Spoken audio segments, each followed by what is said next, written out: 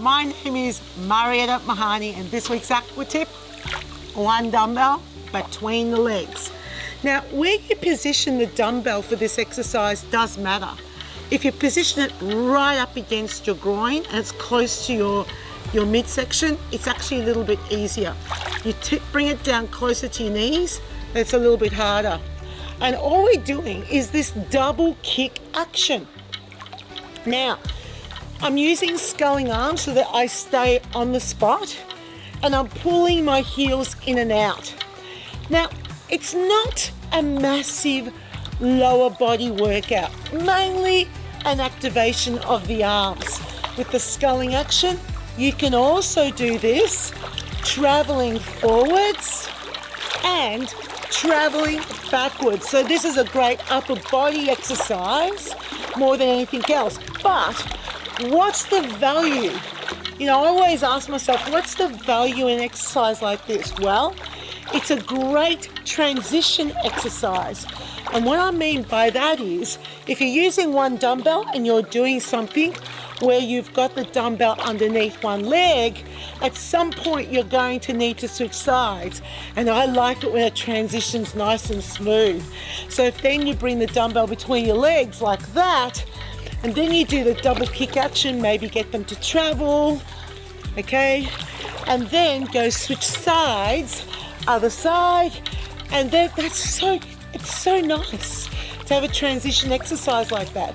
Now, it's also good to have an exercise that's not always high intensity.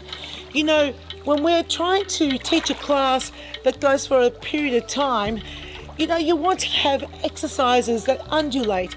Some exercises are high intensity, some exercises are more moderate, so that people can actually work hard in the hard sections. And I would call this a moderate exercise. And even though I'm really kicking and I'm going for it, I am feeling something in my hamstrings. It's not like a massive hamstring workout because I'm pulling my heels back hard enough. And did you see the speed? The speed is really important. If you go slower, you won't feel anything in the legs. No. Might as well be sipping a pina colada right now. But no, it works best if you've got some tempo, which means your arms also have to work to match the tempo of the legs. So, great exercise that you can do with just one dumbbell. You can do it in shallow water or deep water. Great for transitions. And that is this week's Aqua Tip. Okay, what's there not to love about this demonstration? You get to do it. It doesn't require any real physical effort, and you get to do it sitting down. Yay! So, this is what you do. You demonstrate firstly to put the dumbbell between the legs. Now remember, as I mentioned in the pool, the closer it is to the body, the easier it becomes. The closer it is towards the knees, the harder the exercise is. So indicate that. I would definitely cue that to your class to start with.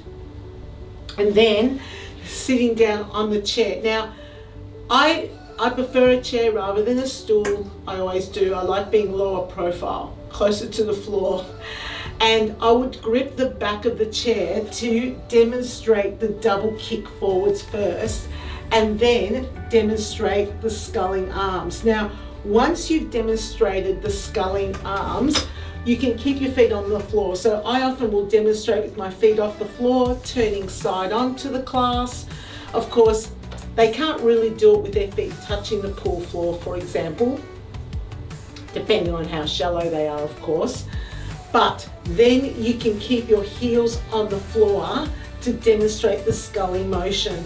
And then, of course, if you want them to travel forwards, the arms, and then travel backwards. But keep the heels on the floor.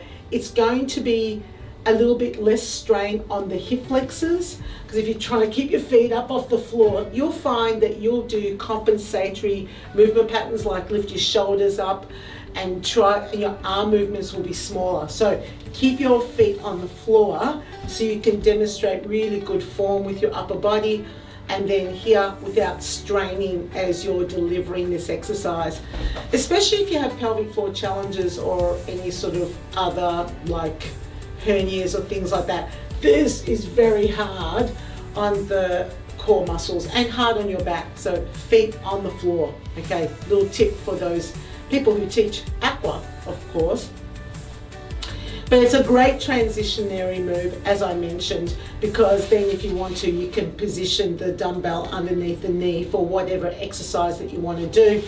Bring it back to the center, and then you've got that move here. You could also do things like twisting from side to side, just having the dumbbell here.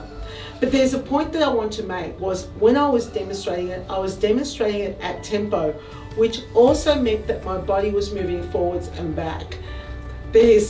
That's not a problem. It's just making sure I'm pulling the heels back hard enough so that I'm getting something in my hamstrings. So that's the reason why the body was moving forwards and back. And if you're seeing that with your clients, it's not a big deal. Like, it's a good thing. And that, my friends, is this week's Aqua Tip. If you do like these videos, please share them with people that you feel will get value, and hit the subscribe button so you know when I'm out with my next Aqua Tip.